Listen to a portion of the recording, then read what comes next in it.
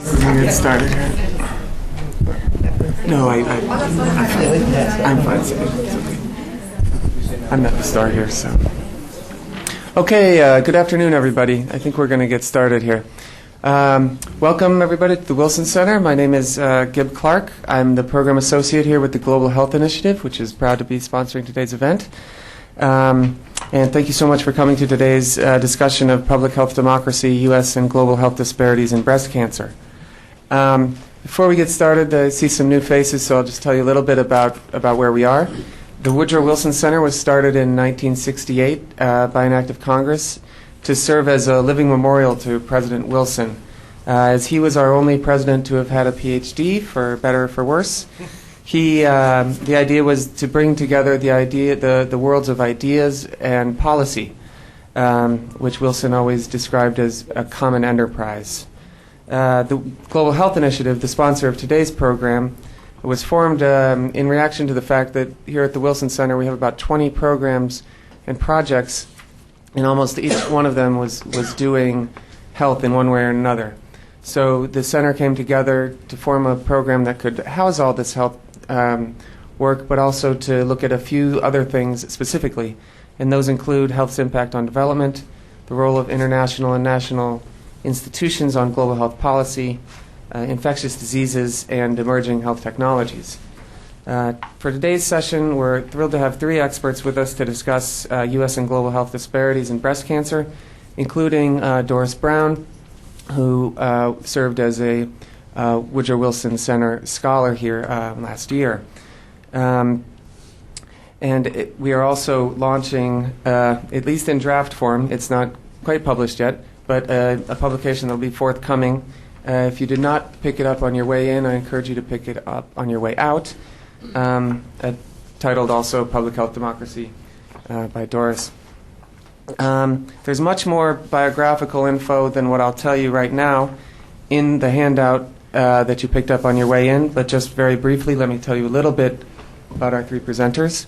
Dr. Doris Brown is currently the manager of the breast cancer portfolio for the Breast and Gynecologic Cancer Research Group in the Division of Cancer Prevention at the NCI. She is also the president and CEO of Brown Associates, a health consultancy company. She is a retired colonel of the U.S. Army Medical Corps and former director of medical research and development at the U.S. Army Medical Research and Materiel Command, where she was responsible for the biomedical research programs for the Army and DoD. As I said before, she is also a former Woodrow Wilson Center public policy scholar. Next, we'll hear from Dr. Peter Greenwald, who is the director of the Division of Cancer Prevention at the NCI and an assistant surgeon general in the U.S. Public Health Service. His current work relates primarily to human cancer prevention trials, nutritional science, biomarker research, training, and cancer control. And finally, we'll hear from Dr. Lucille Adams-Campbell, who is the director of the Howard University Cancer Center. She is a tenured professor of medicine, in the graduate professor of psychology, and associate professor of physiology and biophysics at Howard. She is also a visiting professor of oncology at Johns Hopkins and adjunct professor of epidemiology at the University of Pittsburgh Graduate School of Public Health. So as I said, there's a lot more. I'm cutting those unnecessarily short, but we're going to move on to the presentations. One last note before we get started. We are webcasting this event, as you'll see by the camera in the back. So when we get to the question and answer, please wait for a microphone to come around to you and let us know who you are before asking your question. So thanks again for coming, and turn it over to Doris. Thanks. Good afternoon, everyone. Thank you all for coming. I would like to thank the Woodrow Wilson International Center for Scholars for inviting me to become a public policy scholar here in the Global Health Program, and for having me to return today to present my research. And also I would like to thank the National Cancer Institute Division of Cancer Prevention for giving me the opportunity to be away from my day-to-day duties to pursue this opportunity. I am going to present the research that I worked on here entitled Public Health Democracy, the U.S. and Global Health Disparities in Breast Cancer. And in case you're wondering, why did I choose public health democracy? Let me just kind of highlight. Of course, democracy in this country is the primary basis for our governmental system. And so it seemed to me particularly appropriate at this time during an election year, as health care should be a major campaign issue, and it is. So it is certainly applicable for public health to all citizens. So as a fundamental test of the nation's democracy is generally grounded in its economy, governance, education, criminal justice, and its healthcare system, and the overall impact of all of these on its people. One of my greatest concerns is the lack of democracy in public health process, particularly as it pertains to a certain segment of the population, especially African American women. And so today I'm going to talk about breast cancer, because breast cancer is a major public health problem. It affects all women, and disparities in breast cancer exist for all minority groups. So my project is focused primarily, as I indicated, on African American women. And if I'm getting this correct, doing it the wrong way. Here you see listed the purpose of my research, or at least the intent. And so here I'm going to provide you with a review of health disparities data in an effort to increase the understanding of breast cancer-related health disparities. And I'm going to focus on African American women, but it does have applicability to other minority women, as well as the medically underserved women. I want to highlight some of the specific global problems in the area of breast cancer, looking primarily at Africa as the global continent. And then, as a result of this research, I hope that it will stimulate some of the research that will be aimed at reducing breast cancer health disparities in African American women who are at a disproportionately greater risk of developing a subtype of breast cancer known as estrogen receptor negative or basal-like breast cancer. And I'll go into a little detail on that in just a moment. But as we talk about health disparities, historically, we can look back from when President Richard Nixon started the war on cancer in 1971, and of course that increased the funding for NCI's research. But over the next 3 decades, we start to look at this war as still going on. And this is just about beginning to be the war of 100 years. But hopefully we can end that in the near future. And in 1985, Secretary Heckler issued a report really outlining the problems in health disparities. And that was sort of the first time that we really started to look at the differences between the racial and ethnic minority groups and non-minority groups. So over the next 20-plus years, various reports documented the broad range of disparities and highlighted the unequal burden of cancer, the unequal treatment, as well as health disparities that have existed for minorities in this country. And that included the Healthy People 2000 and the Healthy People 2010 report and numerous Institute of Medicine reports that I have listed in the overall document. As well as in 2007, the National Cancer Institute issued its report to the nation on the status of cancer, and it indicated a decline in suffering and death from breast cancer. However, minority and medically underserved populations, especially African Americans, tend to show little or no change in their death rate.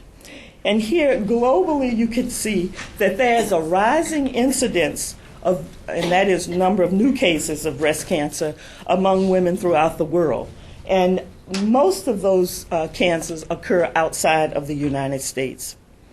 But when we look at breast cancer, even though it is not the number one killer of women, it is the most feared disease for women. But breast cancer, again, is the second leading cause of cancer death in the United States behind lung cancer. And if we look at Nigeria as an African country that we can take as an example, the incidence rate in Nigeria of breast cancer increased from 34 per 100,000 to over 116 per 100,000 just in a 10-year span. And a similar kind of problem occurred in South Africa. So globally, the incidence of breast cancer is increasing and currently exceeds 1.1 million cases each year. Again, that is just 10% of all cancers worldwide. And of course, there's over 400,000 deaths.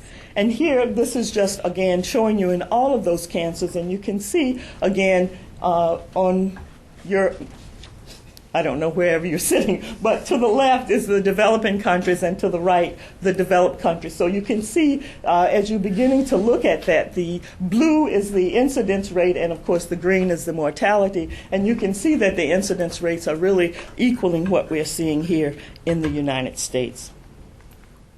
Just to give you the numbers for 2008, the estimated number of breast cancer cases, again, new cases, 182,460 for women. And there's a little difference in that number in case you're wondering. That is because men get breast cancer as well. And so the other number of cases occur in men. And the death rate is about 40,500 for women. If you look at the mortality rate, again, for African American women, again, 34 per 100,000 as compared to 25 for non-Hispanic whites. Some people theorize that this rising increase in number of new cases of breast cancer really has to do with the hormonal pattern. And we talk about it peaking in two areas, that there's a premenopausal or young type of breast cancer as well as an older type of breast cancer. We know that hormones play a role in the etiology of breast cancer, but there are a number of other factors. And one of the things that we generally speak about is that while African American women have a lower incidence, a number of new cases of breast cancer than non-Hispanic whites, they tend to have a higher death rate. That certainly is true when you look at the postmenopausal population. But what we are beginning to see now is that the new cases in those women that are younger than 50 and younger than 45 is beginning to increase. And so the incidence rate in young African American women surpasses that of the non-Hispanic whites. And as, again, the mortality rate is certainly higher. And just to point that out, oh, that one didn't make it. But again, I'll go back to just really that slide was showing you the number of new cases as well as the death rate sort of cross when you get to about 50, where the incidence of non-Hispanic whites then exceeds that of African Americans. Some of the other kinds of effect, other than hormonal thing, we begin to look at the effect of migration and what is the migration pattern and what does it contribute to this high mortality rate, particularly for those migrating from Africa. You know that when we look at, the studies have been done numerous times to look at Japanese women that come from Japan where they have a different diet and lifestyle, and they come to this country and take on a Western lifestyle, and their incidence of breast cancer tend to equal what we're seeing in this country. Well, in the African population, those women that are migrating to this country tend to have a similar pattern of what we have here. Again, the younger women tend to have a higher incidence, and some of those risk factors are equal to what we're seeing here. But again, there is some difference in the migratory pattern from south to north as well as from rural to urban, with a higher incidence being in urban areas as well as a high incidence in the northern countries. So looking at what is going on in terms of lifestyle that may have been in the African country to what we have here tends to have some similarities. And again, we also know that other factors come into play, such as environment and genes. We also have cultural values, myths and beliefs that also will impact upon the prolonged survival or lack thereof in breast cancer from those that are migrating to this country.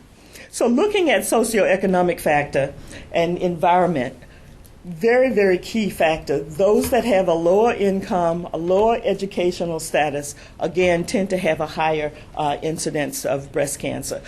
Does occupation play a role in that? What type of occupation may then lead to some of the exposures? We are not really sure, but we know that environment certainly does play a factor. And of course, the ability to afford health care is a significant part of that. When you look at environment and genes, and that is being studied now because we know there is a link between gene and environment, and there's a large study going on called the Sister Study that is looking in that in all racial and ethnic groups, and that data should be out over the next 10 to 15 years. We do know that there is a known breast cancer gene, as people call it, the BRCA1, and the gene mutation does certainly impact on breast cancer, and we're seeing a rising number in the African American population. But there are also mutations in certain genes and polymorphisms, that is, other changes that we have not yet been able to identify or to call them certain variants that will impact on breast cancer, as particularly in African Americans. Certain risk factors that we know have an impact on breast cancer, age being one of them. And as I indicated, we tend to think in the past that breast cancer was primarily an older woman's disease. And of course, as you get older, your risk increases. If you have a family history or have had a diagnosis of breast cancer, that is an important risk factor. And then starting your menses very early is an important factor, and having menopause late. So all of these factors are then pointing out that it's a reproductive pattern, that exposure to hormones tend to add to breast cancer. But again, some of those factors did not have applicability in terms of breast cancer in the African population. And again, also that hormonal environment doesn't apply to this subtype of breast cancer called estrogen receptor negative breast cancer that I'm going to talk about, that we're beginning to see in a higher number of young African American women. The other theories in terms of looking at how does gene impact on the cellular milieu when you go from having a normal cell to that progression to invasive breast cancer. And of course, the gene does have an impact at various points along the way as the cell goes from normal to abnormal or in situ and then on to invasive, and does play a role in terms of the aggressiveness and the response or lack thereof to various treatments that we have available. But there are some external influences as well, and particularly as we look at it from the standpoint of health disparities. Diet, exercise, hormonal factors, as I've indicated, is very important. But all of these have an impact upon the tumor biology. And we're, in the past 10 to 15 years, beginning to expose and to really explore the tumor biology. And we're beginning to learn. We don't have all of the answers yet, but we know that all of these factors that you see listed there certainly has an impact on breast cancer and the ability of this very aggressive disease to occur in the younger population. So what do we know about tumor biology and breast cancer, in particular the estrogen receptor negative breast cancer? We know that it is a highly proliferative disease. Its histology is not well differentiated, and it tends to have that hormonal negativity of estrogen receptor, progesterone receptor, and in some cases another marker called HER2/neu, which is an oncogene as well. And you see mutations in the P53, which is another gene that will occur.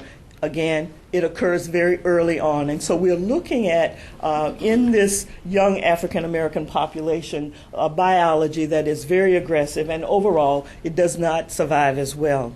How do we now know this? And I'm just going to point out one of the ways that we're looking at using molecular biology and a test called a microarray, that we begin to differentiate and outline this kind of cancer. And you can see that over on the end there is what sort of that basal-like, and this may be the newer classification for breast cancer. And this type of breast cancer has the estrogen receptor negative. You can see in the green, as you go to the green side, means you're lacking it, and if you're in the red, you're having a higher exposure. So again, it does not have that estrogen receptor positivity. It does not have progesterone receptor positivity. And if they also lack this oncogene called HER2, then that is a category that is also called triple negative disease, and that does not bode well in terms of prognosis as well as response to treatment. So just looking at the magnitude of ER-negative breast cancer, it has about 20 to 30% of all new cases of breast cancer are ER-negative. And again, breast cancer is more than a single disease. It's a very heterogeneous disease, and it does not always respond to endocrine therapy, particularly if you're in the hormonally independent or estrogen receptor negative category. Most of them are under the age of 50 in terms of the larger percentage of cases that present with ER negative, and African American women tend to be in that category, at least at representing about 39% of the younger population. And of course, it is associated with the breast cancer gene known as BRCA1. These tumors tend to be very large in their presentation, that very aggressive, high histology, and of course the prognosis is not very good. And 80 to 90% of them are in that triple negative category, and so overall a very poor survival. So what are the other kinds of correlates that would impact upon this other than just looking at the biology? And I talked about those influences. We have to take into consideration the socioeconomic and cultural factors that are there. Yes, poverty plays a role. Your cultural values tend to come in there.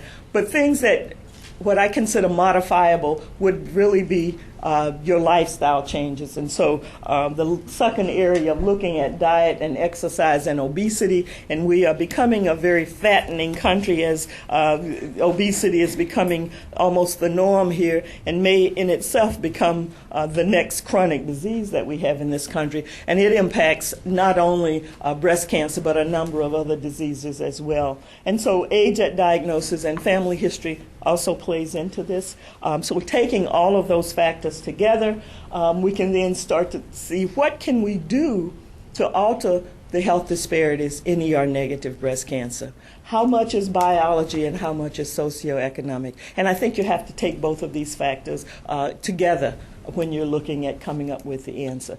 And we don't have enough clinical data from studies out there in African Americans to really give us the answers that we have. And so we need to have more evidence, and we need to get some solid data to look at that biology. We're beginning to get epidemiological data, and that is very good. One of the key parts of this, of course, is if we alter the care that is received by the minority group, would we change the outcome? And that is very important. When you look at our healthcare delivery system and some of the issues that have come there, and of course one of the reports from the Institute of Medicine talked about the unequal treatment. And so if you take an African American person with equal access to insurance and same level of economics going to a facility for care, they may not get the same care as their non-Hispanic white American counterparts will get. We need to focus more so on early detection and prevention if we're going to answer some of these issues. And again, we have focused on treatment, and that has been the answer. Of course, we're from divisions of cancer prevention, so maybe I'm a little biased, but I do think we need to re-alter our thinking and again start to focus more on early detection and prevention. And so we need to come up with chemotherapeutic agents that can prevent breast cancer. And of course we have two that have come from very large trials that are very good and are on the market, approved by the FDA for the prevention of breast cancer, that is tamoxifen and raloxifene. But unfortunately those two agents are effective for those people that are estrogen receptor positive, and it does not have applicability for those estrogen receptor negative women. And so we need to come up with agents for that. But we need to come up with a good model as to, and maybe this is in a animal study or a preclinical study, that we can then start to test some of these agents to come up with the answer for the estrogen receptor negative. And looking also at biomarkers. What is the best biomarker in this category? And to get all of those answers, we're going to need to have more African American women participating in clinical trials to get the answer. So when we start to look at treatment, and I just alluded to a little bit from the data that's coming out of that Institute of Medicine report about the unequal treatment. And again, looking at standard care, many times a person is looked at based upon how they're dressed or the color of their skin when they go in to get health care. And of course, certain things are denied to them. Also, you have to look at, in the young African American population, the disease is very aggressive. And so you have to look at the biology a little bit there. And so your treatment modalities and programs should focus on not the race of the individual, but the biology of the disease. And so that will help us to minimize some of the disparities that we see. Also, we have a cadre of primary care physicians that may not be aware of this new subtype of breast cancer and have not been exposed to getting the education of this is an aggressive disease. And so perhaps if we're going to get a mammogram, maybe the interval for mammograms may not need to be a year. That may be too long a time period because the turnover of these cells may be more rapid. So again, if we're doing screening, we might want to shorten that interval. This is data that we need to really look at very carefully. So research is certainly needed in that particular area. In the fall of this past year, we sponsored the National Cancer Institute and all of the divisions sponsored a ER-negative think tank. And that think tank was to give us some ideas from the experts in breast cancer as to where do we go, how do we come up with some answers for estrogen receptor negative breast cancer. And again, we're beginning to gain some data in identifying the subtypes that are there, and there have been 5 subtypes, but 2 in the estrogen receptor negative category, that is the triple negative, ER, PR, and HER2 negative, and of course the ER negative with the HER2 positive subtype. And we're gaining some information there. We needed to have a focus again on prevention and treatment outcomes because we don't have the answer there. But also, is there something different in the microenvironment of the tumor, not just looking at the abnormal cells, but looking at the stromal environment that is there, and is that different? And so we need to compare data from an African American cohort with those in a non-Hispanic whites, or even comparing that to other minority groups as well. Very importantly, and I know in many cases people say, oh, the access issue, that's over. We all have access to health care. Not true. And again, we need to ensure that there are equal access to cancer care for all. And looking at the relationship between socioeconomic status and the estrogen receptor subtype is also important. And as a final outcome, the conference really focused on collaborations as the new way to go. We need to have partnerships because one person might have an answer to a problem that the other one hadn't thought of. So working together in a collaborative mode is going to be the way to go. But when we really kind of focus on barriers to getting rid of health disparities, we've looked at this as coming out of 4 primarily key areas. And so it is not just the responsibility of your healthcare provider, but the customer, consumer has a role in this. The service, the system itself, are you too far away? Are your hours at an inappropriate time that people can't get there? Do you have a culturally competent providers that are sensitive to the needs of those individuals that are there? Is there some language difference that should be taken into consideration? All of those factors are important. But as a customer, we all have responsibility in the healthcare system. We have to know and do those things in following orders. We have to alter our lifestyle so that we can be there. We have to seek out and gain information so that we can become well informed about what is going on. We can ask intelligent questions. And our providers, of course, need to move away from the stigma that we inherently tend to have, and maybe even on a subconscious level we function with things that may have been in our background that we're not so keenly aware. We need to pay a little bit more attention and be more sensitive to that. And again, the insurers have some responsibility. They need to look at their health budget and do some cost containment. And so how do we then manage some of these system problems?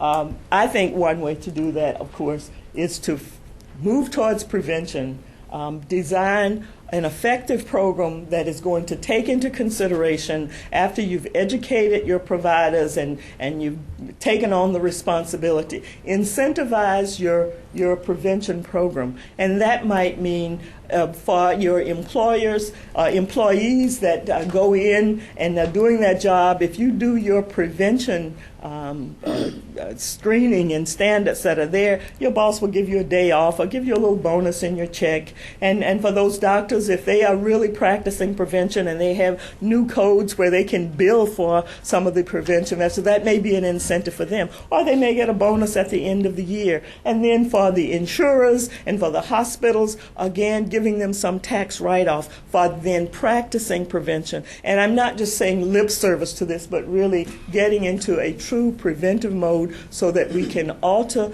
the outcome of these disparities for all. And again, when we're looking at global countries, it may be that some of our fancy high-tech mechanisms will not work in those countries, and it may be a simple low-technology effort, particularly taking mammograms and MRIs as an example. If we go to the continent of Africa, well, they don't have enough technicians or radiologists that can perform the mammography. So doing a low-tech kind of thing of teaching them self-breast examinations and doing a thorough clinical examinations may be the way to go, rather than always thinking we have to move to the high-tech area.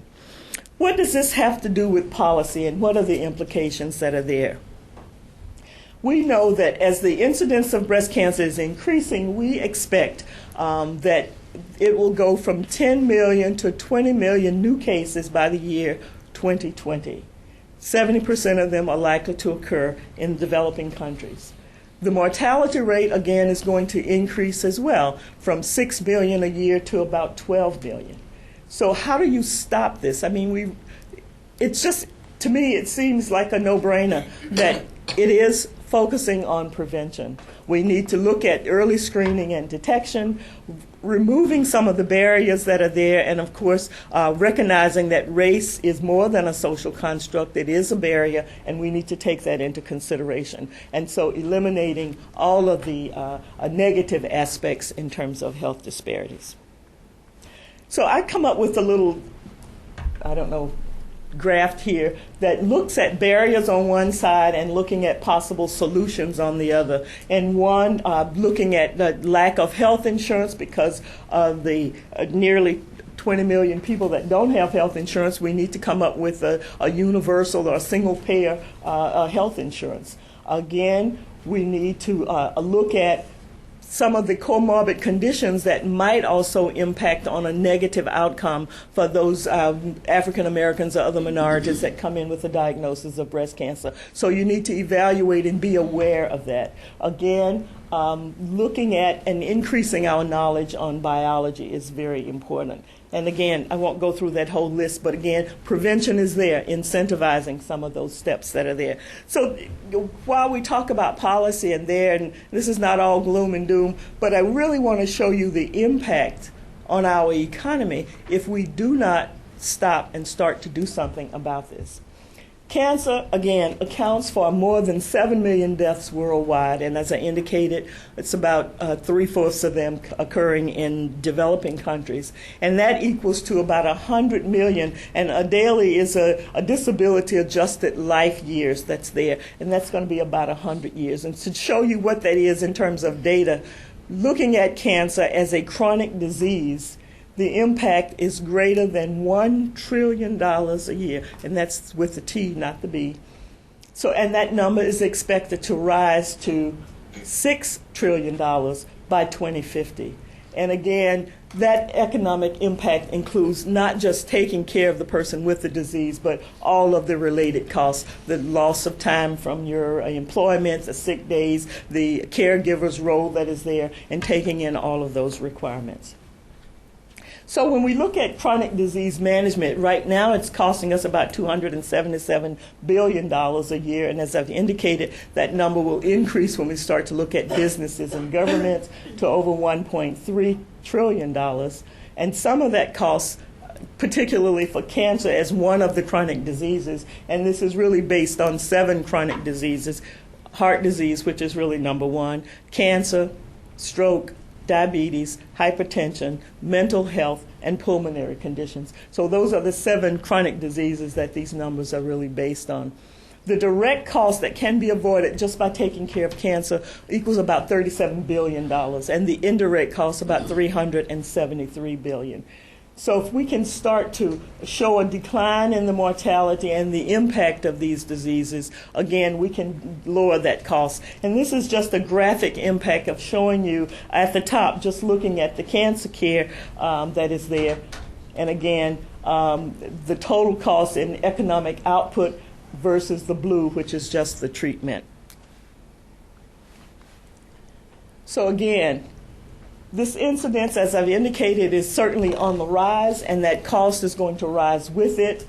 But if we can shift from treating it to trying to prevent it, we can minimize that cost. And what will that cost in terms of early detection and prevention? You can eliminate about 40 million cases that I've talked about. And what is the economic impact? It's going to be reduced by $1.1 trillion.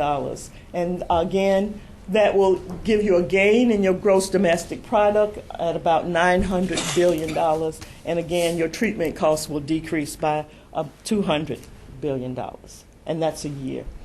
So some of those solutions, again, focus back on lifestyle changes. We have to get a handle on obesity and lack of activity in our lifestyle if we're really going to change this. And I just pointed out a few numbers here. If we can decrease obesity by 15 million cases a year, you can save treatment for the chronic diseases, and that's all of them, at about $60 billion from treatment costs, and an increase in your productivity costs will go up tremendously. And that is an achievable goal that we can all tend to work on.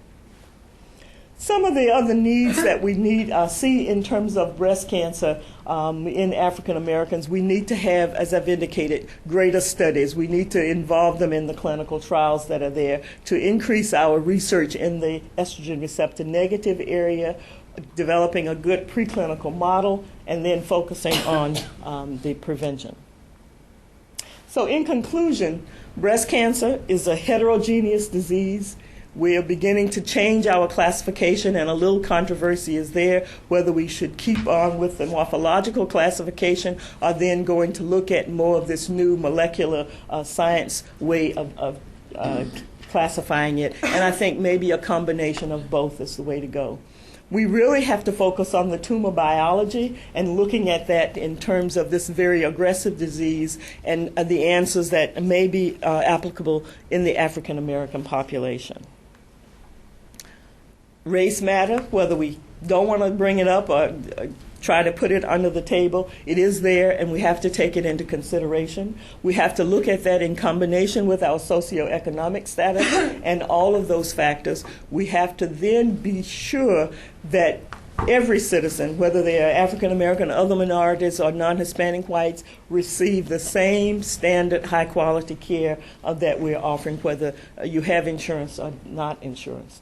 We need to look at more in terms of the area of biomarkers that are there. And these are very important. Again, one other key area that is important for African Americans in some of our future approaches is to start to look at some of the pharmacogenomic issues that may have a difference in terms of the African American population as compared to non-Hispanic whites, the metabolism of certain agents that are there. We also need to look at appropriate dosing as we become a fatter America. Again, a person that is overweight and getting in their treatment agents, maybe the absorption and distribution of those agents may not be the same, so they may be getting an underdosing of their agents in treatment, and that may have an impact on their outcome, and so we really need to take that into consideration as we're there. There's a list of opportunities in terms of the future as to moving forward, but I think the key one is to focus on that incentivizing prevention so that we can get out of this hole and have equal care. And I think all of that will take into consideration a collaborative effort that will involve many individuals in all areas of that area. And so I think my final slide is to look at something that came from Dr. Woodrow Wilson, who indicated in a baccalaureate statement 101 years ago that we live in an age disturbed, confused, bewildered, and afraid of its own forces, in search of not merely of its road, but even of its direction. There are many voices of counsel, but few voices of wisdom, of vision. There's much excitement and feverish activity, but little concerted, thoughtful purpose. We are distressed by our own ungoverned, undirected energies and do many things, but nothing for long. It is our duty to find ourselves.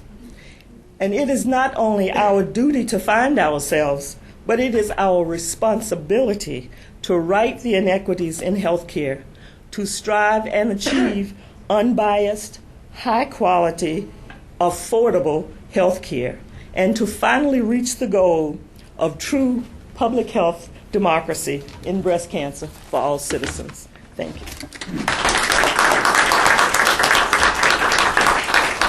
Okay, thank you very much, Doris. Dr. Greenwald?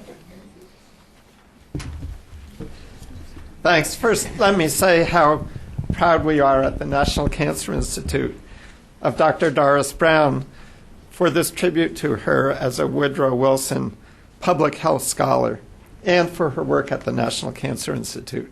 It's truly both of national and of global importance.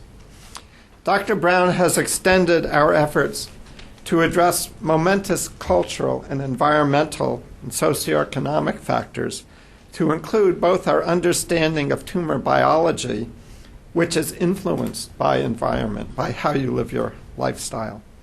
I'll put this into context first by giving you a bit of historical context over the past 25 years or so, and then addressing the contributions of Dr. Brown.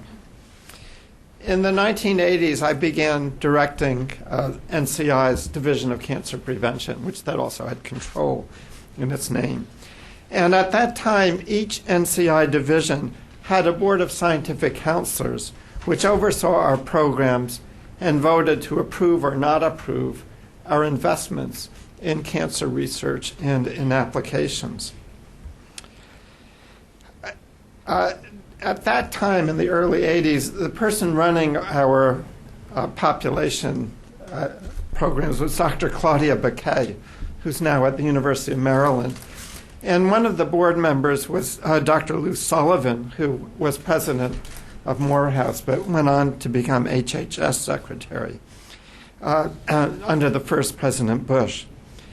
I watched with admiration as Drs. Baquet and Sullivan established the National Black Leadership Initiative on Cancer. And that later served as a model focused on Hispanic and Appalachia, and to some extent Native American. This was a groundbreaking step to mobilize scientists, academicians, community leaders, and others to address disparities in health care. When Dr. Sullivan went on to become HHS secretary, I asked Dr. Alfred Haynes, who was president of the Drew Medical Center, to chair the Board of Scientific Advisors. The reasons were his broad scope of knowledge, and some of you may know him, a wonderful person, his judgment, his gracious personality, which enabled him to bring people together for the common good. This is not easy in science, especially when the topic is whether to fund your research or somebody else's research. I didn't realize it at the time, but I was later told that Dr. Haynes was the first African American to chair an NCI Board of Scientific Counselors. He calmly influenced us to be sensitive to the unequal burden of cancer and the need to encourage African American professional development. More recently, we've had two chairs of the President's Cancer Panel, an overarching group of 3 people, chaired recently by Dr. Harold Freeman and currently Dr. LaSalle Lafall. And both of them help to keep our focus on this issue. They keep saying, why aren't you paying attention? And they do push us in that direction. Also, about that time, we were building up a program. We had started and built up a program called Community Clinical Oncology Program. And this is basically a network of physicians and other health professionals all across the United States that take part in clinical trials. And the reason we did it was partly to accrue to clinical trials, but also because we knew when these doctors were taking part in the trials, they saw them as their studies. And when the results came out, they believed them and they applied the information. It was a wonderful continuing education process. It involved the communities in which they lived.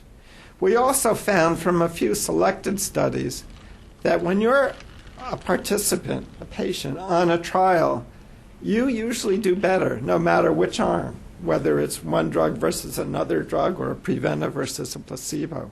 And the reason seems to be the rigor of participating with the oversight, the audits, the collaborative attention helps in the quality of care. As part of that, we built the minority-based CCOP, or Community Clinical Oncology Program. And that's led by Dr. Warda McCaskill-Stevens, who's here in a red or berry-colored jacket, and is a real expert. I don't know my fashions. Sorry. And the minority-based community oncology program requires that the patient population be at least 40% minority, and we have 14 of them. And it's a way of really building up, both in a professional but in a patient population, an understanding and the benefits from participating in trials. This community oncology program also served as the backbone for two large breast cancer prevention trials, which Dr. Brown mentioned. The first one was a study of tamoxifen. It's called the Breast Cancer Prevention Trial. And we knew at the point this was started that women having treatment for localized breast cancer had about half the frequency of new cancers in the opposite breast if they were on this, it's called adjuvant therapy, on this drug tamoxifen. The drug competes with the receptor site and lessens the uptake of estrogens by breast tissues. There were over 13,000 women in this trial with close to 4% minority. Even though we had a big effort, the proportion of minority was still small, and we weren't too great at figuring out what to do about that. But it showed breast cancer could be cut in half, almost in half, with this drug. So women who had the risk of a 60-year-old, no matter, even if they were 35, if they take this, their risk is cut in half. Now, there are some adverse events, so you have to balance benefits and risks, but it's a consideration. We then did a trial recently completed called STAR, where this drug was compared to another one called raloxifene, which also inhibits the progression of osteoporosis. And it was found to be equally as good, but with fewer side effects, a better profile, we think. And this was a trial of over 19,000 women, and we had roughly doubled the proportion of minorities because we were learning. Well, that brings us to Dr. Brown. The two trials I mentioned addressed what we call estrogen receptor positive cancer. About 70% of all breast cancer is at least in part hormonally driven. And those are the ones that we know how to prevent to a large extent, even though there has not yet been enough public education about that. Even a lot of the doctors aren't yet well informed. So there's another issue of once you have a trial, it doesn't mean it's going to be adopted, and we have to address that. Dr. Brown's major research contribution was not only to address the more aggressive tumors of the African American population, but to lead in the development and initiative aimed at the 30% where we so far have not been successful, the estrogen receptor negative breast cancers. So what Dr. Brown is leading and looking at with a number of colleagues is, can we take the 30% where we don't have an answer and look at different pathways that are non-hormonal pathways that contribute to the development of that cancer? And then can we think of ways to intervene to prevent that from happening? I think of prevention as doing something, as opposed to etiology as knowing something, although they're both linked. And unfortunately in NIH, the knowing something more often is the aim, and we have to tie it to doing something. I keep pushing that way, which she's good at. So we're now building an initiative under Dr. Brown's leadership to address the ER negative, with the aim eventually putting the two together. So we might aim for 80 to 90% prevention of breast cancer, and as an option for women to think about. This would be, you can think of a rough comparison to the field of cardiology, where people know about their risk. For example, high blood pressure or high LDL cholesterol gives you a risk. And if you're at high risk, lifestyle may help, and there are drugs like statins that help you bring down that risk. Well, that's a field that's developing in cancer, and the information on breast cancer is at the leading edge of that, where we already know we can prevent 40 to 50% of postmenopausal breast cancer, and but we don't know how to address the ones that Dr. Brown is leading in our knowledge base to do. It's obvious, I wanted to just mention genetics because that's been a big thrust. It's obvious that from the explosive growth in genetics, that the color of your skin is only a weak indicator of your genes. But it's a very strong indicator, unfortunately, for a large number of people of barriers to care. And I think that's the barriers to care and the many ramifications of it are what we have to address. Dr. Brown's work as a Woodrow Wilson scholar helps focus on both of these and put it into perspective. I guess I can take a little diversion and mention prostate cancer since there are a few men here. We've also done a couple of trials, and the first one was called the Prostate Cancer Prevention Trial, which had 18,000 men in it aimed at preventing prostate cancer with a drug that inhibits testosterone in the prostate from going to a much more potent androgen. Well, if I go back to the tamoxifen breast cancer trial, when we started it, we had a hardball congressional hearing where the head of the NIH and I and another woman colleague, Leslie Ford, had to go to Congress and explain why we wanted to test a drug that had some adverse effects on healthy women, which we did. Well, when we were getting into the prostate prevention trial, we wanted to oversample African American men. And it was a little tricky because, they knew about Tuskegee or something like that. And we thought it would be hard to recruit. And Dr. Otis Brawley, who's now the medical director of the American Cancer Society, was leading in how are we going to recruit. But, we never know when we start the trials whether it'll work, because if we knew, we wouldn't do the trial. And we weren't sure how to approach this problem of accrual to trials. So the women of the opposite gender and my younger staff said to me, "No problem, Peter, you go on the trial.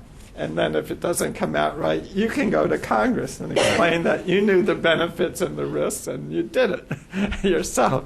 So that's what I did. I took this pill for 7 years without knowing what it was. And at the end of it, you get biopsies of your prostate, which is not really too pleasant, even though my PSA was very low. And that our minority participation there was 8%. And then we have another trial going looking at vitamin E and selenium in 32,000 men, and we're up to 21% with 15% African American. So we're learning, but it's uphill, especially with the men. But in this case, the last one, we had the Veterans Administration. In closing, I'd like to state again my great respect for Dr. Brown. She really is a leader, and right now, particularly in addressing the more aggressive tumors in younger women and African American women, putting into a context which you heard from her wonderful talk and pressing forward to lead in this. I think it is showing us a way for the future. And I appreciate that many of you in this room also are taking part in some of this and moving our country in a positive direction. So thank you. Thanks.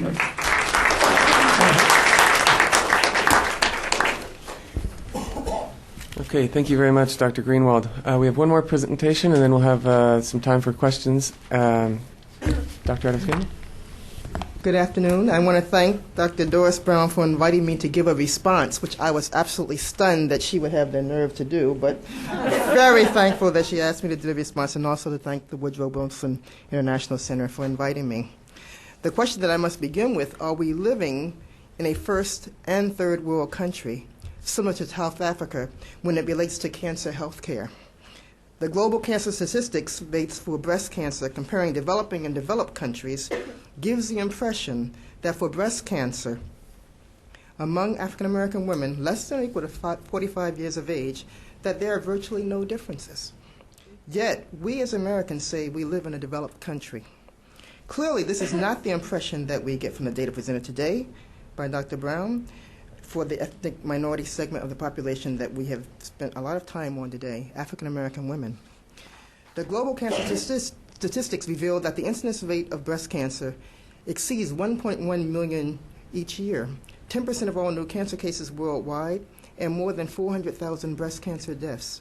The lack of progress that we have observed, especially for breast cancer, is very frustrating. Based on a historical perspective, racial and ethnic health disparities in the United States are as old as the century itself. Reports from the Institute of Medicine on unequal treatment, unequal burden of cancer, health disparities research, and the Heckler Report on disparities, which began in 1985, explained that blacks and low-income populations were the least healthy and had the poorest health care and outcomes prior to the Revolutionary War. We hear about the health policies that have been created that will supposedly make a difference. For example, let's take NIH's policy on the inclusion of women and minorities. With all of the breast cancer research that is funded each year under the policy to include women and minorities, one has to carefully examine how viable is the policy. Does this policy really address inclusion of minorities to the extent that would make a difference in research and outcomes? I know that there are some states where there exists very few minorities, few and far between. However, for the vast majority of states that are surrounded by African Americans and other minorities and have comprehensive cancer centers, I question whether enough pressure is levied to ensure that partnerships are formed to be more inclusive in a substantial and meaningful way. These safeguard measures are needed if we want to make progress. Mammography screening is a sign of a developed country. As we know, mammography screening in developing countries is not performed because of cost, infrastructure, and overwhelming census. We must be mindful that we screen for breast cancer, and yet among African Americans, we find late-stage masses, which are similar to that observed among developing countries that do not practice screening. Similarly, the highest incidence rates are found among women less than 45 years in both U.S. and developing countries, particularly Africa. We have a mammography screening policy that provides health care coverage to women ages 40 and over. I vividly recall the testimonies and hearings that Dr. Brown and I attended many years ago, fighting vehemently against mammography screening being set at age 50, based on prospective data from European countries. In light of the high incidence of breast cancer in this young age of African American women, I am not sure that 40 years of age is the appropriate age to target for baseline or to begin mammograms for this ethnic group. It is important to note that the mammogram rates for U.S. blacks are comparable to U.S. whites. However, treatment is the problem. We are proud that more African American women are being screened. However, there often exists a differential between ethnic groups for quality, timeliness, treatment, and adherence. Let's just take clinical treatment trials as an example. Are the protocols developed for the human mouse model, whereby the patient only has the disease of interest? We understand in the mouse model we can grow the disease and eliminate everything else so that you get the perfect cancer. Well, the African American women in particular often are plagued with a host of comorbidities, including diabetes, hypertension, obesity, and the list can go on and on. These women are often excluded based on the eligibility criteria. I understand that safety and toxicity issues are important, yet women with breast cancer must still be treated with the same drugs that are often used in the clinical trials. Nevertheless, they must remain off protocol. When will we make an effort to develop more robust protocols and or document off protocol the value of treating cancer with comorbidities? If we believe that the high mortality rates observed among African Americans for breast cancer are attributed to the interactions of drug treatment and comorbidities, then we must take the appropriate steps to become more inclusive and ethnic group specific target. In African American and African women, we know that the triple negative breast cancer is a common theme. Dr. Brown has addressed the prevalent basal-like phenotype in her presentation today. Undoubtedly, more focus is warranted for this group of patients who are often younger, with too few therapies and no triple-negative targeted therapies yet. Novel therapies clearly are critically needed. The 21st century approach, in light of everything we have heard today, screams for cancer prevention. Efforts to promote, enforce, and develop proactive policies on cancer prevention are clearly warranted. Breast cancer research is viewed as being the most developed because of the ability to utilize predictive models, most notably the Gale model. But do these models preclude or prohibit the participation of high-risk African American women into prevention trials, namely the breast cancer prevention trial and STAR trials, since they were developed based on this model that was formed on U.S. white women? More recently, a new model has been proposed, the CARE model, which has been proven to be more predictive for African American women. These models are for postmenopausal, thus leaving the population with the highest incidence rates for breast cancer still understudied. Undoubtedly, more phase 2 trials are needed so that we can begin to focus on premenopausal breast cancer and use existing therapies, perhaps, that exist and are good for postmenopausal breast cancer, as well as for premenopausal breast cancer cases. In the direction that we are going in breast cancer prevention trials, the highest rates for breast cancer among the less than 45 years will not change. Often I think that the idea of identifying high-risk populations based on risk factors and comorbidities, the old-fashioned way, may prove to be a valuable comparison against the models. Cohort studies have been supported, focusing primarily on postmenopausal women. Now it seems timely to develop a trans-NIH or trans-global cohort study of mammography in black women starting at age 35, recalling that our decisions were based on European studies. I think that our population that is well understudied, being the African American women, we need to make certain that we create those cohorts that resemble and will give us true data, rather than extrapolate very far across the sea sometimes. Unless this cohort that is presenting with the highest incidence of mortality rate for breast cancer is impacted upon, the U.S. will be viewed, in my mind, as a first and third world country. No policies will improve the statistics if they never reach out to the root causes of the statistics. As an epidemiologist, I honestly believe that the trans-global research will help us better understand the etiology of the disease as a major means towards prevention and or reducing the burden of breast cancer among women of color. Dr. Brown, I salute you for bringing to the forefront the breast cancer global health disparities issues that warrant not only policy, but action to move us in the right direction. Thank you.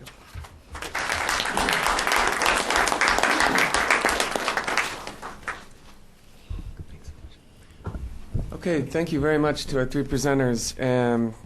We have some time for questions. As I said earlier, please wait for a microphone to come around and let us know who you are as we're webcasting this event. So, who'd like to start? Back there. Yes, I'm Georgia Dunstan. Actually, a couple of hats I'm wearing here. I'm a professor, microbiology at the College of Medicine, Howard University, part of the Howard University Cancer Center. And I'm also the president of an organization, Association of Scientists and Physicians of African Descent, which is focused on trans-global health. So both from my interests, health disparities, African Americans, and also the trans-global. My question, first of all, I want to commend all the speakers, especially Dr. Brown for an absolute fantastic coverage of the issues. And I appreciated the historical context bringing us up to this point.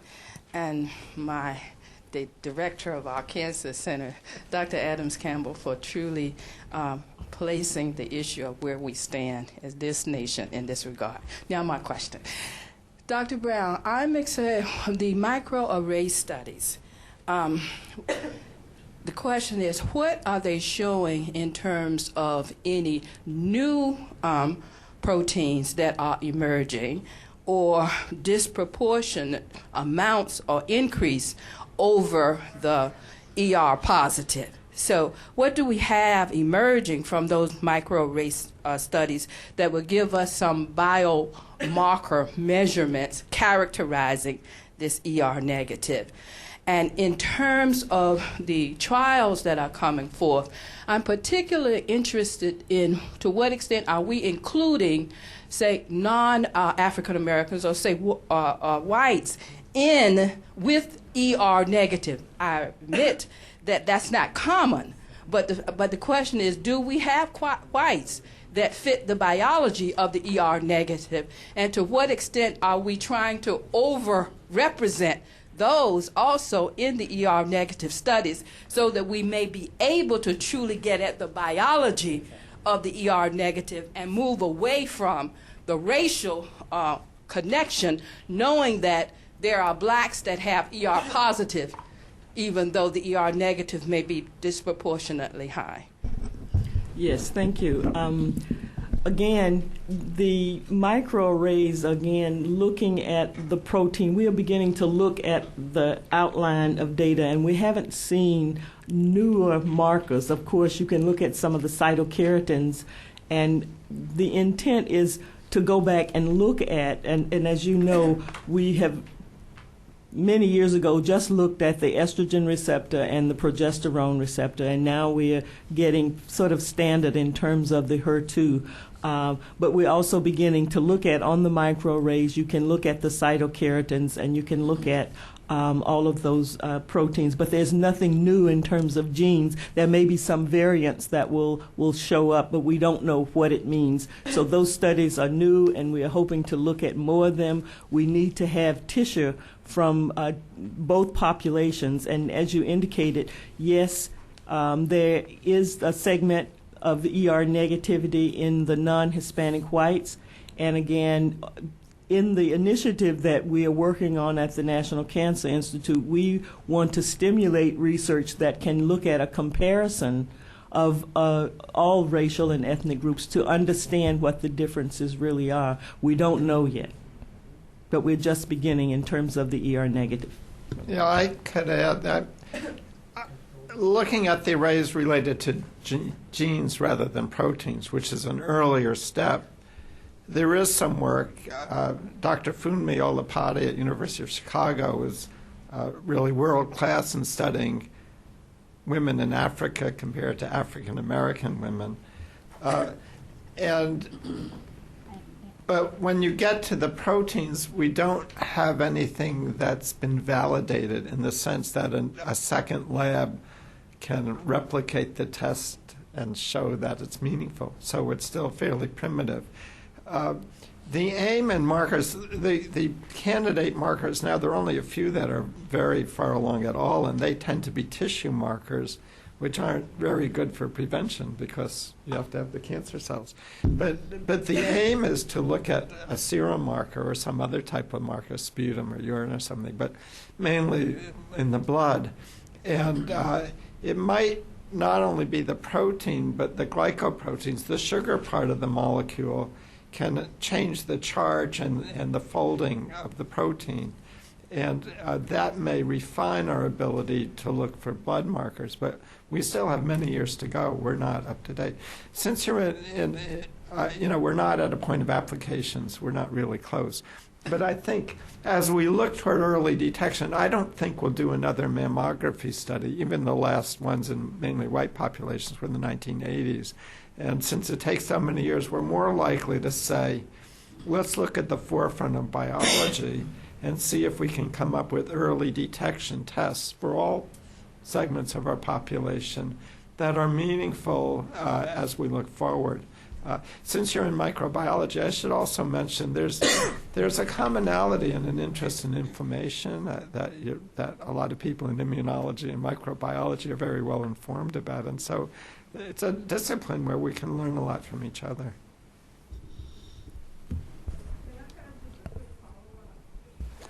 Sure. A quick follow-up over there. Sure. Quick follow-up. I appreciate the comment about inflammation as we look at the role that pathogen history may have played in shaping the genetic variation we see, which I think is going to be key with the biology of health disparities. My follow-up is, I did mention the other hat that I wear, which is I'm the founding director of the National Human Genome Center at Howard University. And a major concern of our center is the extent to which we are conscious of the need to allow the genomics era of biology to move us away from group characterizations such as race in trying to define the biological markers. Right. And so I would really want to say, even as I listened here, I was proud of my director, Lucille Adams-Campbell, who gave a talk, and she didn't mention race once as a term. And I mentioned that because right now I realize it's a soapbox with me, but I think our mindset where we want to make race a biological measure is compromising the power of genetics to allow us to move towards the individual characterization of the biology that's under that racial construct. So the point that I'm making here is that's why I mentioned about including the population in the study design, because somehow we've got to help our nation, if you will, move away from the mindset that race is a biological marker in health disparities, and really design studies where we can indeed see what are the markers. And I think the genetics and the power of genetic variation now to give us biological subgroups that we can then try to associate with the genes that are in those regions is going to be key as we move forward in trying to dissect the biology of disease and move towards personalized medicine. Prevention is exciting in that regard. And to really get the best out of prevention, we need to use the genetic markers to identify who's at risk for the treatments that we have. And so I think the genetics brought into the prevention arena is going to be even more powerful than genetics in the treatment arena. So. Yeah, I agree with you. Thanks. Let me just make one comment to you, Dr. Dunstan. And I agree with you in terms of how we use race, but the other side of the coin is it can also result in people of color not being included. If we say that we only need the genetics of the ER negatives, and we want to make certain that ER negatives that you asked about, were they in clinical trials, blacks and whites, yeah, they were representative. But I would not want someone to take it so far as to say, well, it doesn't matter that we don't include everybody because we're looking at the biology now. And I want to make certain the biology is inclusive of everybody at the table. And that's our issue right now when we talk about clinical trials and we talk about exclusion factors, because comorbidities might exist in more prevalent among certain ethnic groups, that not having that group at the table just by virtue of somebody overreaches and takes from what you're saying something different, it can go back to having a little bit of a separatism or exclusion factor, and I don't want that part. Okay, right here. Alan Kraut from American University. I'm a historian. I teach history of American medicine. I'm wondering if you compared data on incidence and mortality for African women who migrate to the United States, but also to those who migrate to Canada, to Britain, to developed countries with different healthcare delivery systems and different views of prevention. What does that comparison look like? Well, again, I don't have the data in terms of that migration to the other countries, given the universal health programs that is in place. I just looked at the data from Africa to this country, and of course, having lack of access to care is a primary problem. I would think, and this is just an assumption, that if we looked at the European system or the Canadian system, where there is a universal health care, there may be some differences because access would be available. However, you should also keep in mind that the European system has a dual system, so you have some private insurers as well, and so the level of care that you're getting there might be different in terms of those that have private insurance, and the numbers are there. And just recently, there was a paper that came out about estrogen receptor negative breast cancer in Europeans and in an African cohort that was there, and it is equally as high as what we're seeing here, yes. It's an interesting question, Alan, but I don't know of any data. This may be a little off, but last week I was sitting next to Julie Gerberding, who's the head of the Centers for Disease Control, and she had just got back from Iraq, where she was looking at tuberculosis rates. And her impressions were, number one, there were some outstanding doctors there, but they couldn't practice medicine because of all the limitations. The other thing is there were two different communities. One where it appeared that all the TB was among men, and the other, it appeared that all the TB was among women. And the doctors were debating the cause of it, and then this woman who's all covered except for eyes contradicts them and said, "You don't understand. In the place where all the TB is among men, there's a stigma of women being diagnosed with TB, so they don't go to the hospital. It's a reporting bias. And in the place where all the TB is among women, it's very dangerous, and the men are afraid they'll be shot if they go out to the hospital." So I think it's a very good point to look at those things, but I think in each situation we also have to look at the social environment, the healthcare system, and kind of interrelate all of this, because there may be the same sort of problems we have here in some of those other countries. Samia? My name is Samia Altaf. I'm a public health physician. I'm also a fellow at the Wilson Center. And delighted to welcome Doris back. We were at the same corridor, so I saw Doris burning the midnight oil. My question is based on my work. During the late 90s, I worked as the medical director for the DC Medicaid program. And my question is in that context, that the science says something, and of course the scientists are recommending more screening. But when the states develop programs, the issue of who's going to pay for those screenings, and how do we calculate the cost benefit? And you know that the in managed care organizations and the other insurance companies fight tooth and nail for the last 5 cents even for the screening programs, because those are costs that are not calculated in terms of eventually saving money. So my question is to the panel, and of course, taking opportunity that Dr. Greenwald, this Assistant Surgeon General, is here. Is there some thought of how that's going to be handled?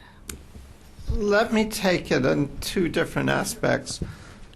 One is, since we're talking about prevention, the lifestyle approaches to prevention, keeping trim, getting some exercise, eating more plant-based diet, and then the medical. So on the lifestyle part, it's very clear that we need policies and funding that goes well beyond the healthcare system, and it is a problem. For example, we need to work with our city planners so that you can walk to school safely without taking a bus. You can ride a bicycle safely. You can come home, a child can come home and go play in the park. So we have to work with school systems. A child right around here can go to a movie and get a 32 or 40 ounce soft drink, because it's basically sugar, water, and caffeine, a lot of calories. And there's a lot of sedentary aspects of our society, but some of it comes because it's not made into a natural part of our living environment, that we get exercise, that we're comfortable having our children go out to play, that they're getting it whether or not you're on a team as part of school, that you're understanding and learning about it. And so I think policies and funding related to our broader environment, cities, school systems, workplace environments, are very, very key to being able to successfully address these things. And a lot starting in youth. We have obesity in youth now, even with type 2 diabetes. On the medical side, again, there are policies on funding. If you ask doctors, why don't you address tobacco use by your patients or screening, they want a billing code. Medicare has something called billing codes, a little number that you can get and you get paid for doing it. And right now, the preventive services are not covered, or very poorly covered, and then the insurance companies take their cues from the Medicare billing code. So I think you're certainly correct, but we have to look at how do you incentivize these things. The people that studying behavior, to me, are looking at individuals when the biggest issue is institutional behavior. How do you affect institutional behavior? How do you affect behavior of Congress, behavior of big places, our research institutions? I'm embarrassed to say this, but, well, I probably overstate this, but even at NIH, I see some of my colleagues, and the reward systems at many universities have to do with publications. Tenure and promotion is related to the number of papers in peer-reviewed journals. And so it's not related to doing something. I sometimes even cynically say there are people that think their life is a success if they retire with a very long bibliography, rather than taking the information, as Doris and others are doing, and saying, okay, time for some action. Even though there's more to learn, there are things we know. And that linkage to the follow-through is very minimal and not anywhere near the level where we need it. Can I just address your question from the Medicaid perspective and being in D.C.? One of the biggest issues to me has always been, and I've stated this publicly before, is the fact that the burden of the care of clearly the Medicaid population is put squarely on the shoulders of one or two hospitals in the city.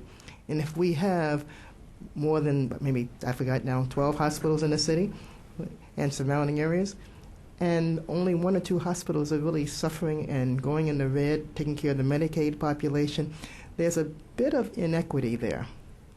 And there is not this provider belief across the city, and other cities as well, that we need to have our fair share.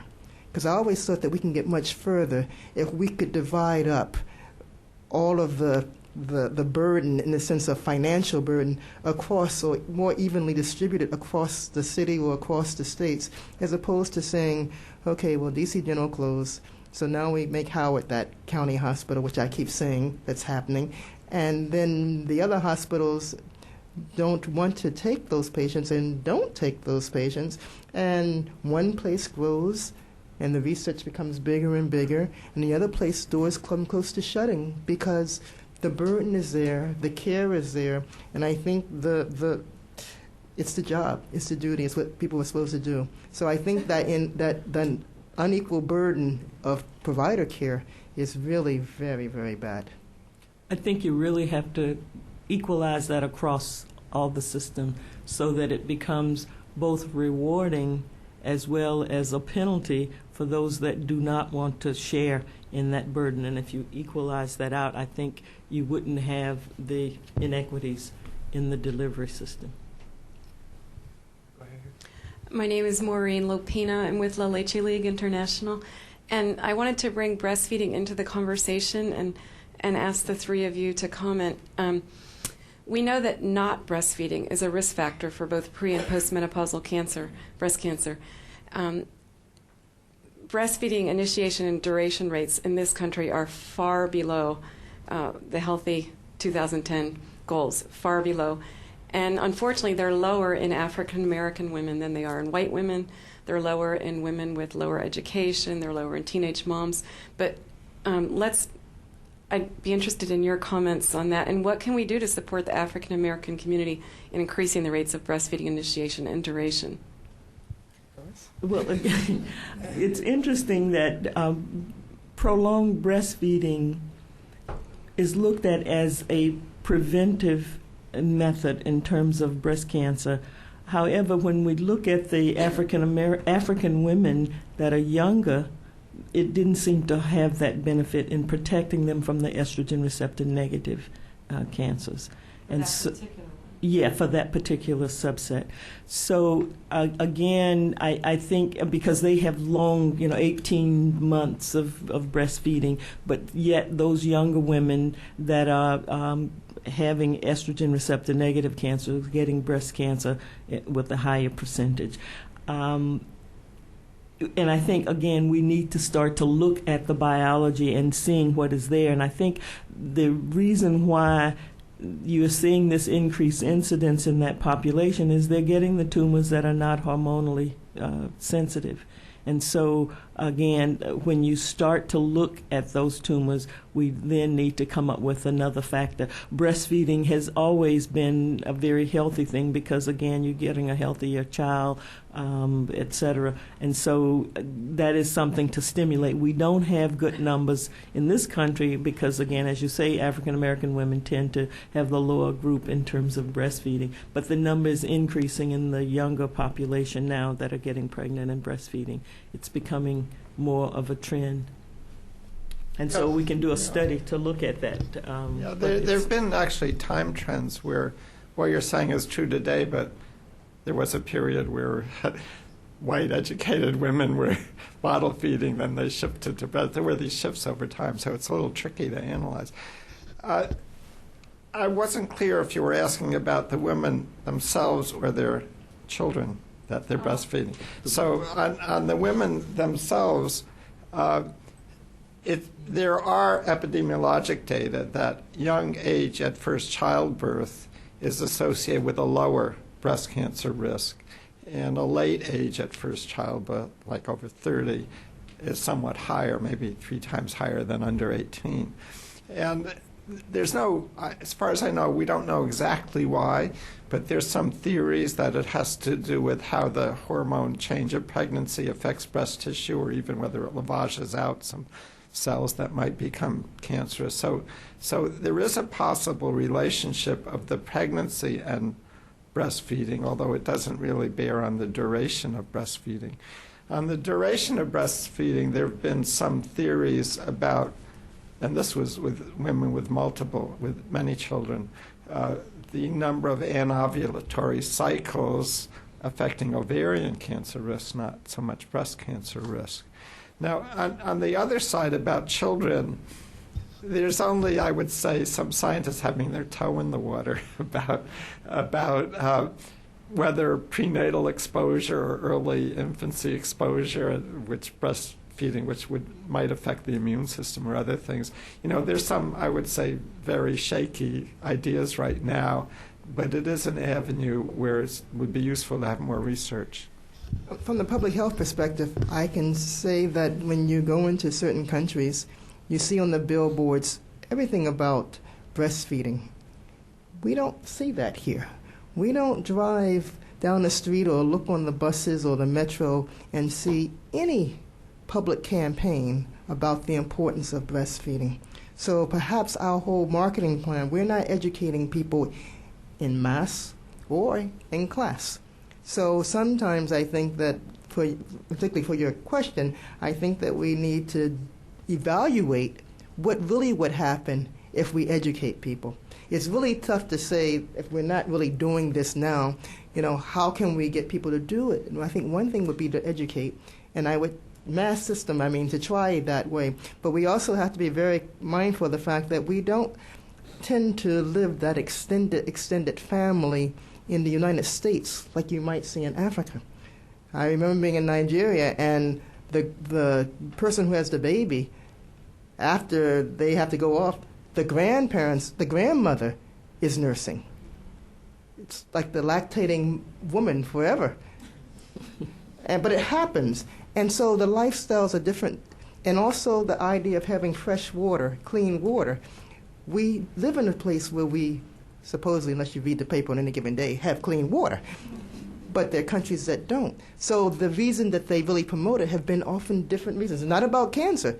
It's just because they don't have clean water to make the formula, things of that sort. So we have differences in our environmental approach, but we have no marketing campaign. I can't tell you I've seen something about we should breastfeed for cancer out in the public.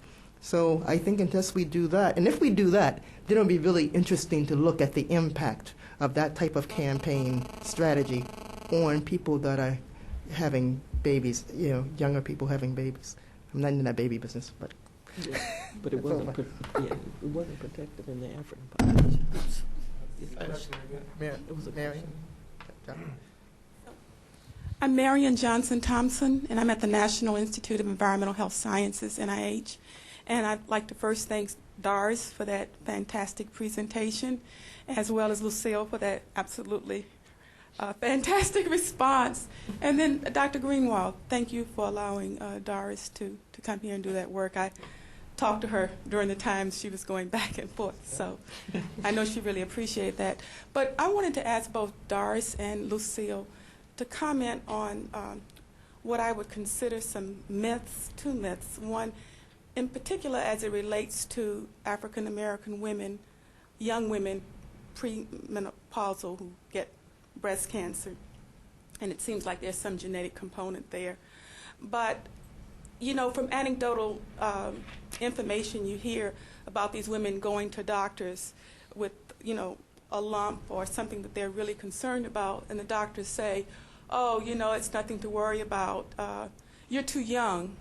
And of course, because these cancers are so aggressive, the next thing you know, it's full blown. And so they are really identified as not really taking care of themselves and, presenting themselves at late stage. And the other point, too, is that it seems to me in the African American community that breast cancer is an equal opportunity, not that it's not in the white community, but I'm really thinking in terms of how it's so often related to poverty.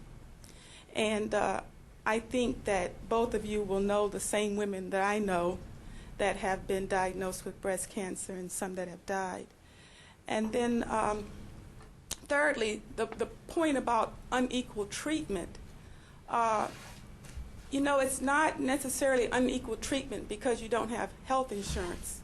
And I think a lot of the older studies that were done on military bases which showed that African American women having the same treatment as white women, and I think these were mostly postmenopausal, that they are, what a high incident, there was a high incidence of deaths there as compared to white women. So just like some comments, and I kind of say that some of them are myths because I really get annoyed sometimes when it's a general idea that black women are dying because they're not taking care of themselves or they're not seeking treatment. Yes, I think it's not such a myth that younger women are getting breast cancer and it is not diagnosed or misdiagnosed. There are several, and I don't have a clinical study to say that, but a number of anecdotal, you hear 5 cases of a young woman 28 years old, a young woman that's 25 who's pregnant and have a lump, and the doctor saying it's nothing to worry about, yet they're diagnosed with an aggressive breast cancer and go on to have a poor outcome. Those are realities, and the reason why I had on one of my slides that you need the healthcare providers, particularly primary healthcare providers, needed to be educated or re-educated about this estrogen receptor negative breast cancer or a subtype of breast cancer that happens in younger women, and they need to screen for that, need to pay attention. But I think it is also important for every individual, if you feel a lump, not to let your doctor, your healthcare provider say, oh, it's nothing, it'll go away. Be persistent. It's there. I need to have something done, and it's going to worry me until you get some test, something to tell me that this is not a cancer, that it is okay, and not just because I'm so young, and you think it's nothing. And I think so. It's a two-way thing, but we do need providers to be re-educated about the disease. The unequal treatment part wasn't so much in terms of having access to care, but going in and not getting the same kinds of tests that a non-Hispanic white may get. And so again, it's if you have equal insurance, and again, studies in the military, same economic status in an equal opportunity system, you can go in, and as a minority, you may not get the same care. And this was pointed out in studies in the New England Journal as well as in the Institute of Medicine Unequal Treatment Program. And so we're trying to change that, and this is why I said race matters. And even though Georgia wants us to move away from that, and yes, I think once we get a better understanding of the biology, we can, but it's your socioeconomic status and race that tends to drive the kind of care you're getting, even though you may go to see the Sinai in Hollywood and you won't get the same care as somebody that is a bigger star with more money and a different color skin. Let me also address it from a different perspective. At Howard University Hospital, I guess we have, I guess I could call them the dynamic trio or something of that sort, but we probably have the only hospital, I think, right now, at least around here, that has 3 African-American surgical oncologists that were trained at MD Anderson and or Memorial Sloan Kettering. So I think that the providers have clearly educated the population that they serve, and there's a great deal of trust with that group. And we diagnose at the age of 23, and many of our cases are under the age of 50. Many are under the age of 40. So we have a very young population. So I think because of the education, we put a huge educational component with the surgeons, also working with the patient navigator and all, to do a huge educational component. I think education is critical for everything that we do. So I think the providers have the duty. I mean, we can't blame the victims. We have to make certain that the providers are the ones that have to take the responsibility for the treatment of the patients and to educate. And that's how come when they're educated about what they have, they do it with the family, making certain that they never do it in a vacuum, because as soon as they go home by themselves, they've forgotten everything, and the family might just totally agree. So I think that provider responsibility is huge and has to be taken into consideration. The myths, I hear about the myths, but I can tell you that we dispel any myths, and it's not running rampant, I think, around this area, to be honest, but it may be. But at least at Howard, we seem to have that one under control a little bit more than I've seen published. Unequal treatment you've mentioned, and I think there are some issues in terms of adherence that I would address in terms of people having to work, to take care of babies, to have an extended family, to do other things, to get to the appointments, if they're supposed to have chemo every 3 weeks, to make certain they get there every 3 weeks. I think some of that adherence issue is a big problem that has to be addressed. Also, if the white cell count is too low and they can't have chemo treatment, that might be a response to the treatment interacting with other comorbidities. We don't know, but I'm just saying, but because all those things are happening, I think that unequal treatment may also be a biological phenomenon that's associated with what's happening with them that may delay their chemo. And whether it's underdosed or overdosed, and some people are talking about now that if they get underdosed in terms of their chemo treatment, the outcome will not be as good either. And that underdosing might not be really an unequal treatment because somebody is blatantly doing this, but maybe trying to overcompensate for something else. And we do get calls. I know many years ago when I first started at Howard, I got many calls from hospitals I will not name in the city to tell me they did a screening program and they found a lump in someone's breast. And I said, I guess they're African American and they don't have any insurance. And that's known as dumping. And I had to basically stop that and say, no, we're not. If you want to send them to me, I will also call and report that you're going to do that. And also the other side of the coin is you don't offer mammography or any other screening unless you can take care of the population that you are providing that service to. Back. My name is Jim Grammer, and I want to thank all of you for your wonderful presentations also. And what I want to comment on is the discussion about the unequal treatment, and briefly in terms of the racial construct. The unequal treatment, as I see it, I think that's a challenge for this country in that there are two studies out, or two works. One is by Jonathan Kozol, the teacher who's written a number of books about the inequality in the school system, and one of his latest books is Shame of a Nation, where he speaks about the school systems now being so segregated that we're going back beyond Brown versus Board of Education. We're back at Plessy versus Ferguson. So the reason why I bring that particular book up is that if we're not studying together and accepting each other, getting to know each other and accepting each other as human beings, then we're going to have this racial divide. The other work that I'd like to mention is a work done by a sociologist who was doing his sabbatical here. He was taking a sabbatical here in D.C., and his book is called Sundown Towns. Some of you may have heard of this. This is a book that talks about the towns in the United States that are virtually all white. And this is a phenomenon that has been going on for some time. Now we're seeing that the new version of that is your gated communities. So and this is primarily in your northern states, and that's what his study was about. He said it's not the South. And this is a European American who did this study.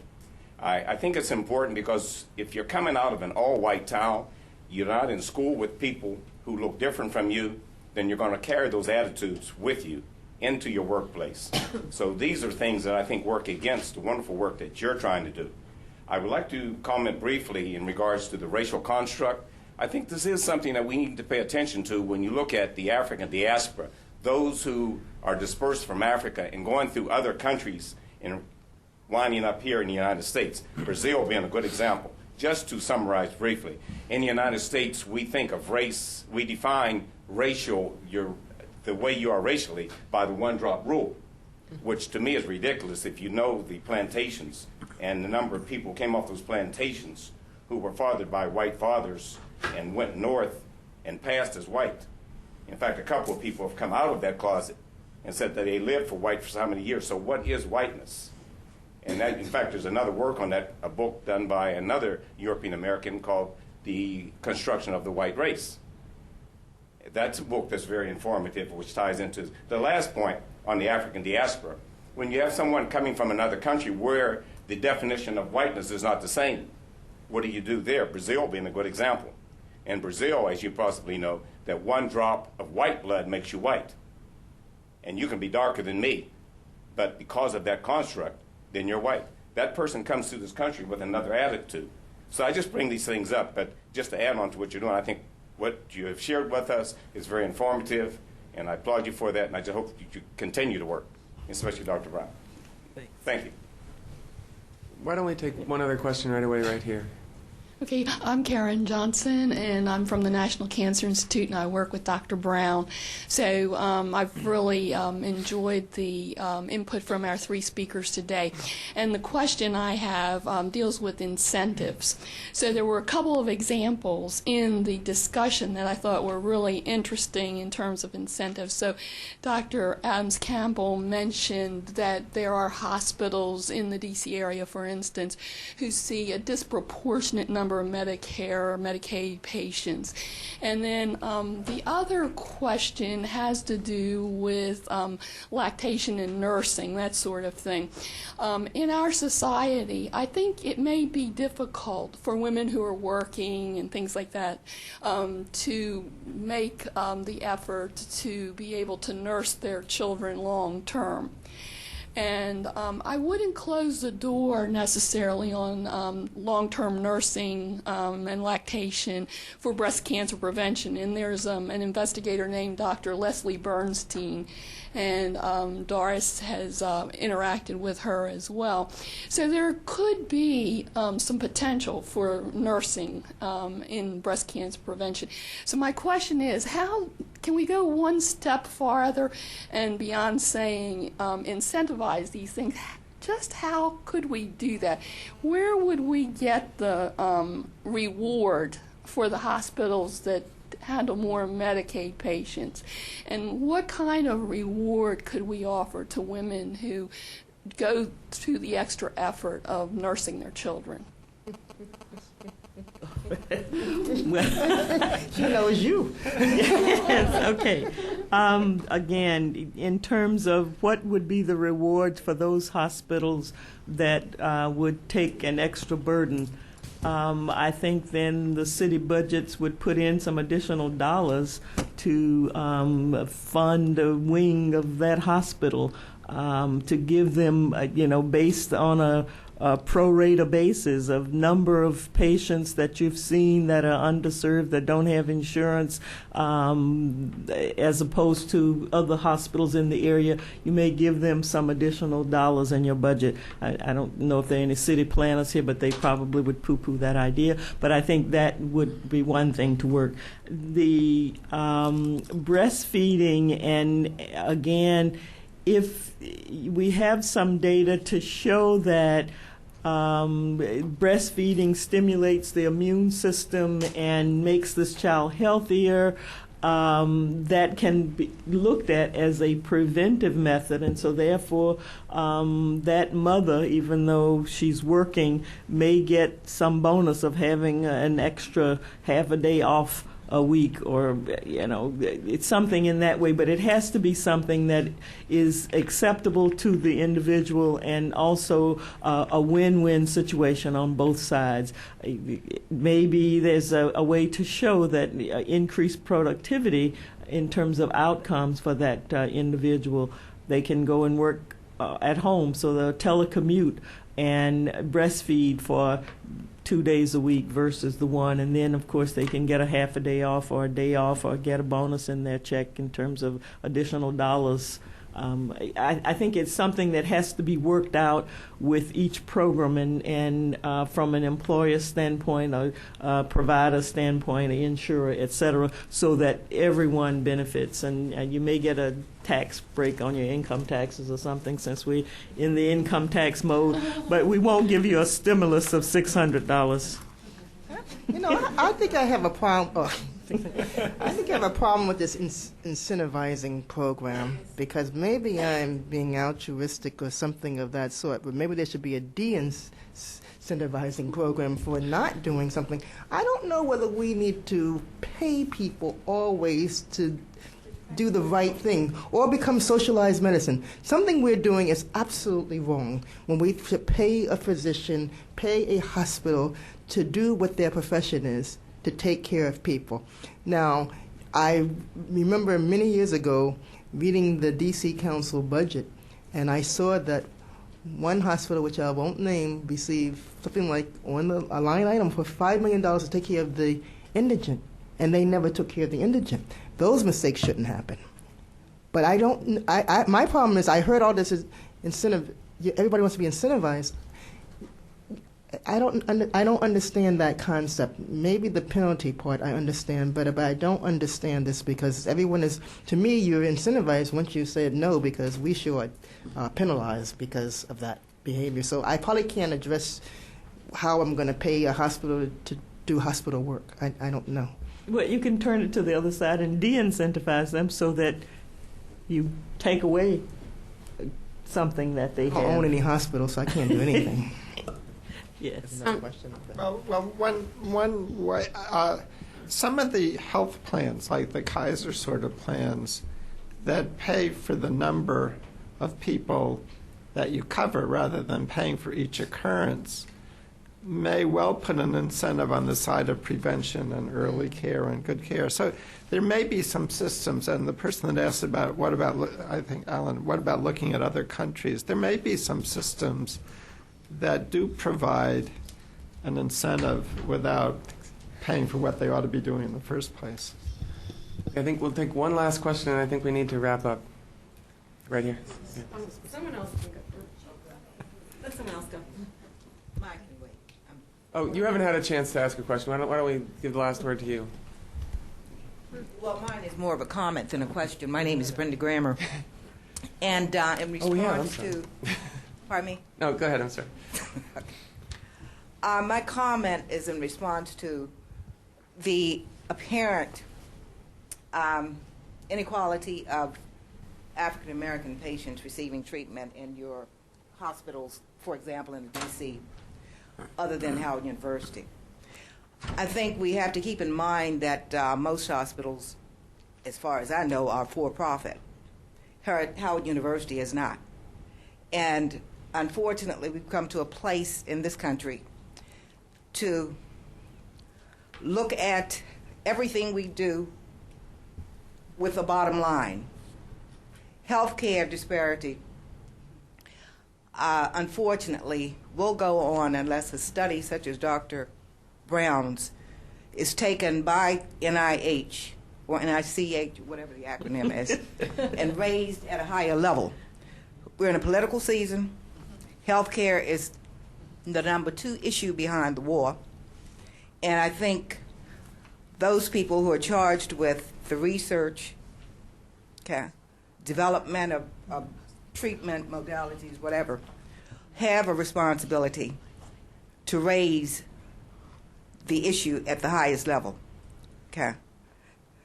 and should not be shy about doing it. That's one of the reasons why our population is not educated. So my suggestion is that